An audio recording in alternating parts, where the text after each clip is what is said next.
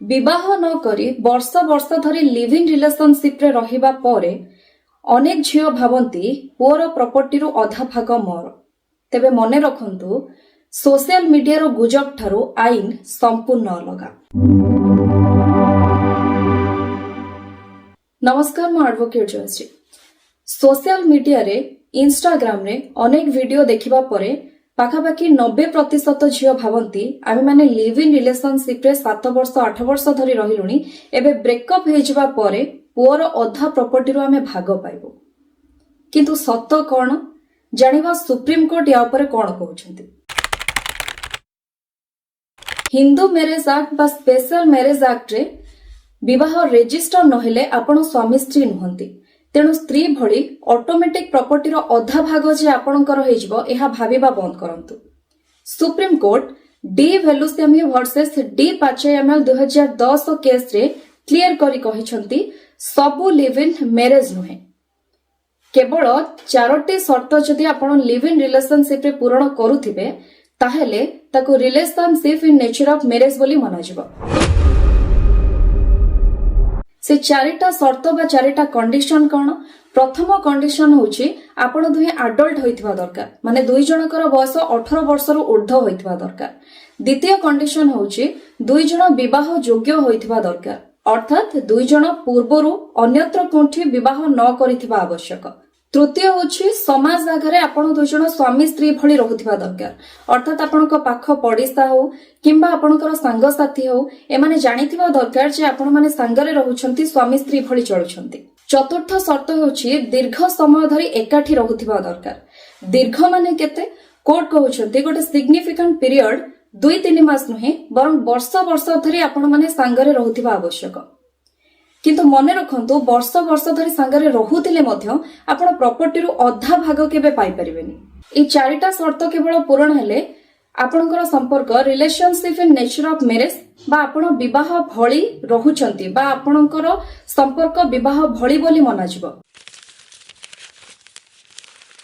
जदि आपणक संपर्क विवाह भली बोली प्रमाणित हैला ताले आपण दुईटा जिंस मागी परिबे। गोटे होची मेंटेनेंस बा गुजरण भत्ता आ गोटे प्रोटेक्शन। बीएनएसएस रो सेक्शन 144 अनुसार जदि आपण निजे चलिबा को अक्षम तेबे प्रति मास से आपण को किछि टंका देबे आपण को गुजराण पई। द्वितीय रे डोमेस्टिक वायलेंस एक्ट अनुसार प्रोटेक्शन, जदि से आपण को माडो मारुछि, माडो मारी घरु बाहर करि देउछि, से जगह रे आपण प्रोटेक्शन मागी परिबे।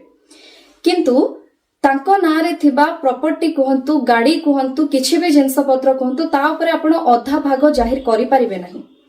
जदि आपण से जगह किनिला बेले किंबा घर किनिला बेले किंबा गाड़ी किनिला बेले अधा भाग देइथिबे, अधा शेयर करिथिबे, किछि टंका तांको देइथिबे आ तार प्रॉपर डॉक्यूमेंट आपण देखि परिबे, तार डॉक्यूमेंट आपण को पाखरे थिबो ताहेले जाई आपण सेथिरु भाग पाई परिबे, नहले आपण को कोनोसी भाग सेथिरु मिलिबो नाही।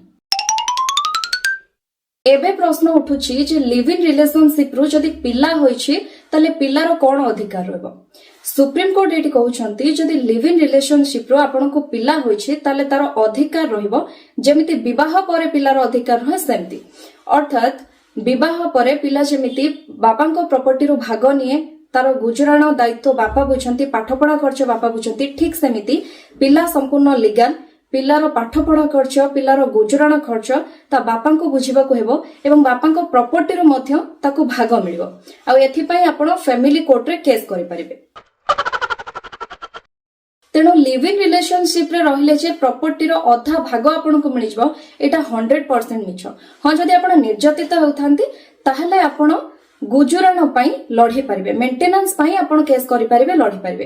किंतु पार्टनर को नारे थिबा जमी, घर, जगह, गाड़ी जहाँ भी किछि अछि जोटा से निजे किनिचंती ता ऊपर आपनकर कोनोसी अधिकार रहबो नाही। तेणु निजे फाइनेंशियली स्ट्रांग होंतु, निज नारे प्रॉपर्टी करंतु, काहेकि ना आईन भी ताको प्रोटेक्ट करे जे निजे निज पई छिडा होए।